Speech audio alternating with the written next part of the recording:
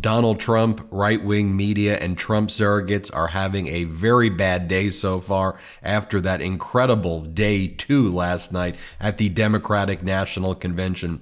Donald Trump is sending out emergency emails. He's posting on his social media platform in all caps. His surrogates are just becoming completely unhinged, even more than before, and right-wing media is leading with headlines like this: Obama makes penis-sized joke while trashing Trump as childish. As Breitbart News, propaganda media for Trump, says, they go low. Our editor-in-chief, Ron Filipkowski, does the crying laugh emojis. Let's just take a look at Donald Trump's morning so far. He sends the following email out: Nancy Pelosi and Bill Clinton are teaming up against you.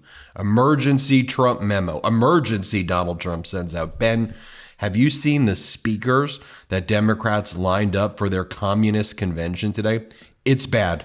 It's really bad. First, Nancy Pelosi will push the same radical policies that destroyed San Francisco. Then, Bill Clinton takes the stage to flip MAGA the bird. Finally, Tim Walz crawls out of hiding to spread disgusting lies about all of us. But fear not, Ben. No matter how low they go to attack our beautiful movement, as long as I have you by my side, I will never surrender. Make no mistake about it, Ben. Every time they strike at me tonight, they'll really be targeting you and everything you believe in. Hey, Donald, what do you mean that Governor Tim Walz crawls out of hiding? Because I recall last night he was in Milwaukee in a stadium packed with people while Chicago was hosting the DNC in another stadium packed with people. And I recall Governor Walz making it very clear what a bad night you were having. I think I know where Governor Walz was last night. Here, play this clip. Not only do we have massive energy at our convention, we got a hell of a lot more energy at where they had their convention right here. So, this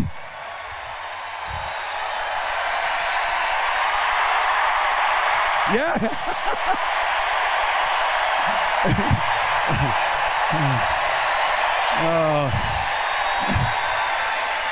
Oh, that one guy's going to be so sad tonight. So sad. So sad. So sad. Look. But sure, Donald, Governor Walz was in hiding. Then Donald Trump posts this. He reposted a message that he posted yesterday, again this morning. He goes, and they go after me for nothing. Biden engaged in impeachable conduct, Donald Trump posted. Donald Trump then posted a tattoo of himself and wrote in all caps, the hottest tattoo, my honor. Folks, there's nothing normal or honorable about that. Then he posts the following: I watched Joe Biden Monday night and was amazed at his anger at being humiliated by the Democrat. I was happy to have played a part in his demise. I'm not even going to read you the rest. How odd is that? Then he writes this: Kathy Hochul, the very unpopular governor of New York. I wouldn't exactly say, Donald, that you're the guy to talk about popularity, because you have about a negative 20 net approval rating. You're probably the most unpopular politician in American history to seek the presidency again. So, or to seek the presidency in general. So I wouldn't really say that you should be the person to be judging popularity. But he goes on to say, Kathy Hochul, very unpopular governor of New York, was the nastiest speaker. You notice when he speaks about women, he always uses the word nasty, was the nastiest speaker on Monday evening. Okay, well, it's Wednesday now, Donald, as it pertains to your favorite president, me. I mean, can you imagine if just someone in your life talked like that? Just even a coworker wrote you an email and said, hey, Ben, did you hear about the nasty things that they said about your favorite coworker, me? I mean, I'd be like, all right, this person is bonkers. That's who the Republican Party's yeah, give this guy the nuclear codes. Then Donald Trump goes on to say, her total hatred and statements made about me had no bounds. Me. I was amazed for two reasons. Number one, I did a great job in New York, employed thousands of people. No, you didn't. Built some of the most beautiful and successful buildings. No, you didn't. You slopped your name onto it the same way you slop your name now onto the American flag. Violation of the flag code and common decency when you put Trump on the American flag and you sell Trump American flags now instead of actually showing the American flag. I mean, who does that? But you say, number one, I built these buildings and paid billions of dollars in taxes. Okay, you did not pay billions of dollars in taxes. I think Congress got your tax returns. I think we've seen your taxes. There they are right there. Most Americans paid more money in taxes than you did. Most of my viewers will have paid more taxes than you did. And I'm not saying as a percentage. I'm saying in general, dollar for dollar, they've paid more taxes than you. All right, he goes on and continues to whine over and over and over again. It's just Donald Trump whining and panicking, emergency emails over and over again. Hey, this is Ben Meiselas, co-founder of the MeidasTouch network, and I just wanted to take a brief break from that video to give you an update on our climate. A lot of you have been asking if I can provide these periodic updates, so here it goes. Climate Power put out a new report on August 14th, and it found that approximately 335,000 new clean energy-related jobs are on track to be created by over 600 manufacturing projects already launched or announced since August of 2022 under the Biden-Harris administration policies. You'll remember that date because that's when President Biden and Vice President Kamala Harris signed the Inflation Reduction Act, which includes hundreds of billions of dollars to incentivize the manufacture and purchase of green energy technologies. Greg Sargent wrote about this in a recent report for the New Republic, and he talks about how all these climate manufacturing jobs are being created in the heartland of America, and it badly undermines one of the central stories that Donald Trump and J.D. Vance are trying to advance about the United States, because this new report finds that a lot of these jobs are concentrated in rural and GOP areas in the Rust Belt. It really undermines the entire narrative by Donald Trump and his running mate. Also, when Donald Trump and his running mate J.D. Vance are trying to undermine these policies, it could have a massive negative impact on our economy. That's our climate change update for the day. Let's get back to the video. Just also take a look, though, at what the Trump surrogates are saying as well. Laura Loomer's one of Donald Trump's top surrogates, right? He goes, "You've been Loomered. You don't want to be Loomer," just to show you that this is Trump's top surrogate so you understand who I'm about to talk about this morning. Let me share this with you. This is Donald Trump praising Laura Loomer at Mar-a-Lago and saying she's doing a great job for him. Play this clip. We have a lot of great friends and a lot of great people. Laura, how are you? You look so beautiful, as always. That's a woman with courage. You don't want to be Loomered. If you're Loomered, you're in deep trouble. That's the end of your career, in a sense. Thanks, Laura. And then Trump praises her at the various speeches that he gives. Just so you know who I'm talking with, I want to just make sure I establish a foundation before reading you what Trump's top surrogate's saying. Here's another clip. Almost every speech Donald Trump goes to, she follows him and he praises her. Here's just another clip. Really taken the country by storm. Very powerful person, very strong person, very courageous person, a warrior. Laura Loomer. Laura, where are you? Thank you, Laura. Great job you do. Okay, now here's what Laura Loomer's saying this morning. "Never seen a more insufferable couple than Barack Hussein and Michelle. I genuinely hate these people and what they have done to our country." Then, so you probably recalled seeing Stephanie Grisham, Donald Trump's former press secretary, spoke at the DNC, and she endorsed Vice President Kamala Harris. Now, Laura Loomer, who's a Trump surrogate's attack on Stephanie Grisham is the following. Stephanie Grisham really hit the wall. Another traitor who got rich off Donald Trump and then turned on him on January 6th. I guess she started eating uncontrollably ever since she quit Trump. She must have gained about 75 pounds since she resigned. And then Stephanie Grisham responds, "Hi, Laura Loomer. I've actually hit menopause, which sucks a ton, and yes, it's a weight struggle. Def not rich either. I run a nonprofit animal sanctuary and could barely afford the blazer I wore tonight. But I told the truth and plan to keep doing so. Hashtag Republicans for Harris." To which Laura Loomer, Trump's surrogate, responded this morning, "Oh, boo-hoo, Grisham. So let me get this straight. You say you're poor and couldn't afford the blazer you wore last night, but you're in Chicago for the DNC? If you can't afford the blazer, how did you afford to attend the DNC?" And then Laura Loomer writes, "Nobody watching this tonight believes any of this nonsense about the blended family of Vice President Kamala Harris. You can see the resentment and jealousy of Kirsten," he was referring to Doug Emhoff's ex-wife, "when Douglas gloats about his wife on stage and how his kids call her Mamala, and the only thing she says about his ex-wife."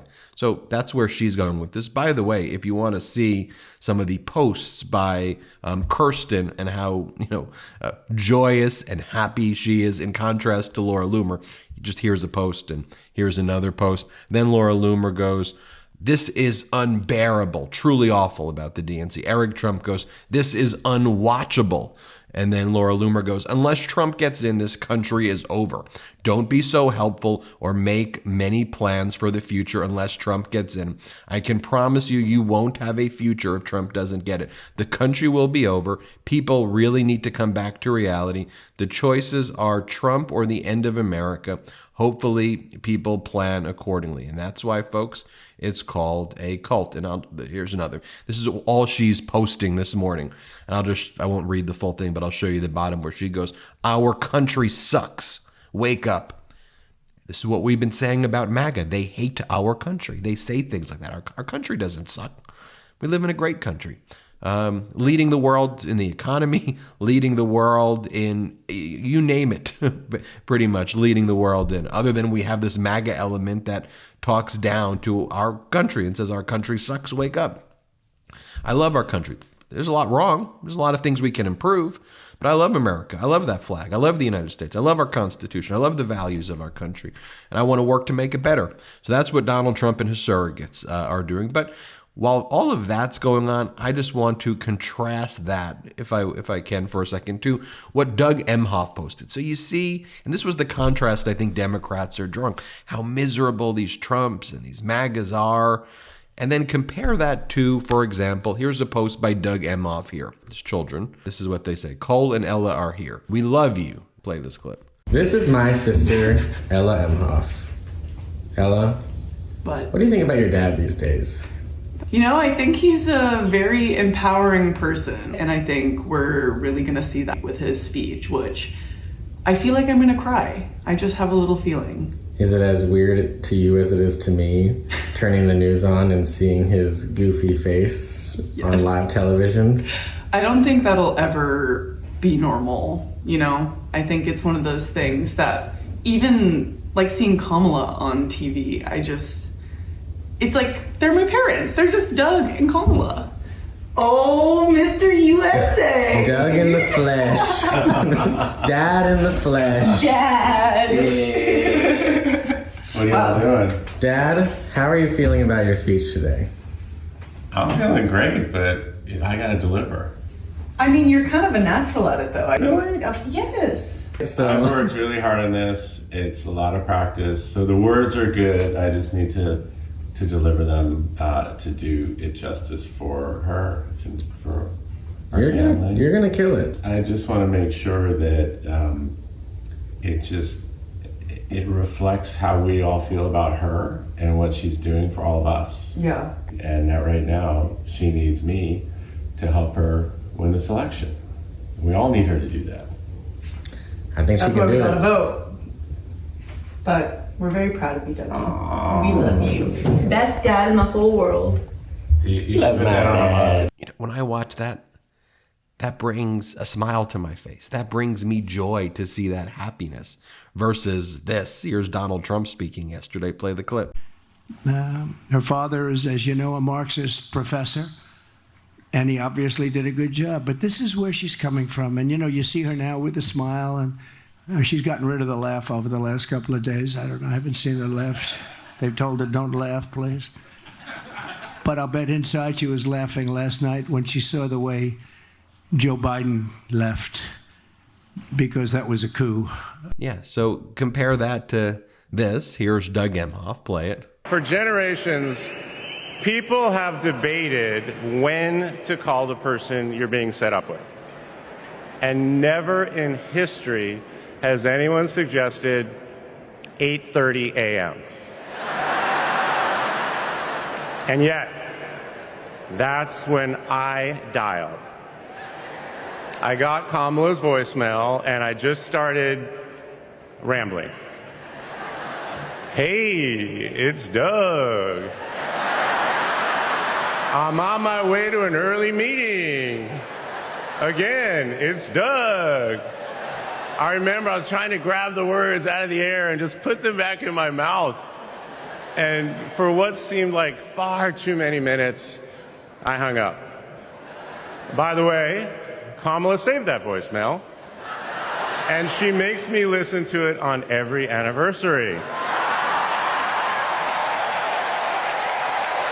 And finally, I'll leave you with this. Here's Barack Obama last night. That's clearly throwing Donald Trump into a panic. Play this clip. The people who will decide this election are asking a very simple question.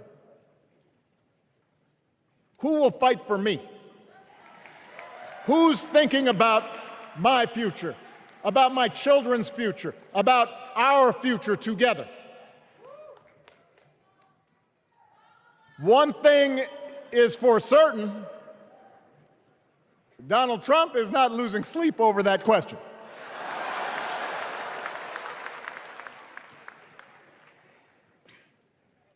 Here's a 78-year-old billionaire who has not stopped whining about his problems since he rode down his golden escalator 9 years ago.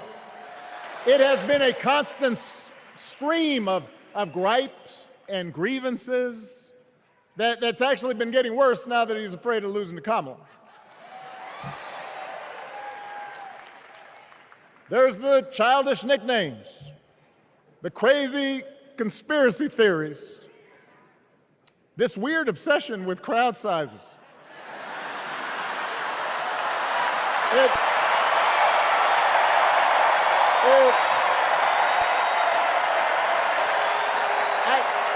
It just goes on and on and on. There you have it, folks. Hit subscribe. Let's get to 3 million subscribers together this week. Thanks for watching and have a good one. Hey Meidas Mighty, love this report? Continue the conversation by following us on Instagram @MeidasTouch to keep up with the most important news of the day. What are you waiting for? Follow us now.